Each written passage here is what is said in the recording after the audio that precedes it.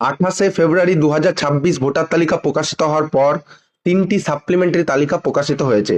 এই সাপ্লিমেন্টারি তালিকাগুলো থেকে যাদের নাম ডিলিটেড হয়ে গেছে বা বাদ চলে গেছে তারা অনলাইনে খুব সহজে কিভাবে ট্রাইব্যুনাল আপিল করবেন চলুন দেখে নেওয়া যাক। সবার প্রথমে আপনারা voters.eci.gov.in এই পোর্টালের মধ্যে ঢুকে লগ ইন অপশনে ঢুকবেন। এরপর আপনারা আপনাদের মোবাইল নাম্বার, ক্যাপচা এবং ওটিপি দিয়ে লগ ইন করবেন। লগ ইন করার পর আপনারা সাবমিট আপিল ফর ইন্ডিভিজুয়ালস ব্র্যাকেটে দেখবেন লেখা আছে আন্ডার অ্যাডজুডিকেশন, এই অপশনে যাবেন।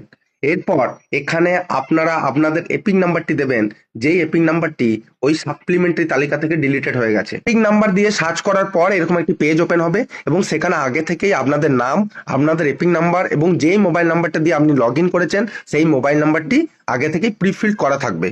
এরপর আপনাদের 3টি বক্স পূরণ করতে হবে। তারপর আপনারা যে জায়গা থেকে অ্যাপ্লিকেশনটি করছেন সেই জায়গার নাম লিখে সাবমিট করতে হবে। তো চলুন দেখে নেওয়া যাক সেই 3টি বক্সে আপনারা কি লিখবেন। সবার প্রথমে আপনারা আপনাদের পিনকোড সহ পুরো ঠিকানাটা লিখবেন। এরপর দেখুন আছে brief facts of the appeal, অর্থাৎ আপনি কেন আপিল করতে চাইছেন সেই বিষয়ে আপনাকে বিস্তারিত লিখতে হবে এবং এই লেখাটি যেন 1000 ক্যারেক্টারের বেশি না হয়ে যায়। তো চলুন আমি একটা স্যাম্পল লেখা এখানে দেখে নিই। এখানে আমি লিখেছি I am writing to formally appeal against the removal of my name from the second supplementary voter list.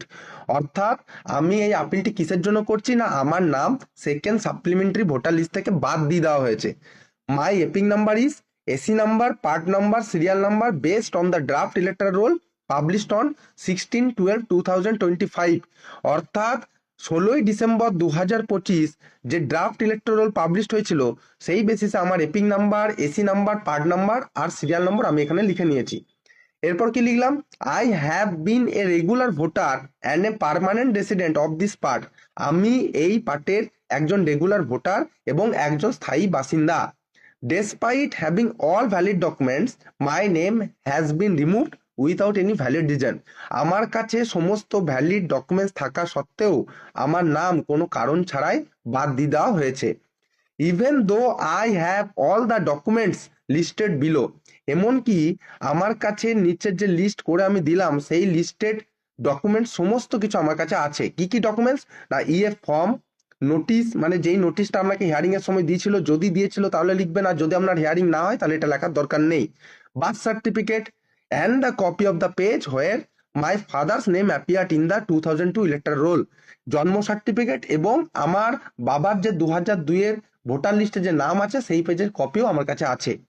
তাহলে এই কথাটি আপনারা এখানে লিখতে পারেন 1000 ক্যারেক্টারের মধ্যে। এরপর দেখুন কি আছে, রিলিফ শর্ট, অর্থাৎ আপনি এর থেকে কি প্রতিকার চাইছেন, মানে এই আপিলটা করে আপনি কি প্রতিকার চাইছেন সেখানে আপনারা কি লিখবেন, স্যাম্পল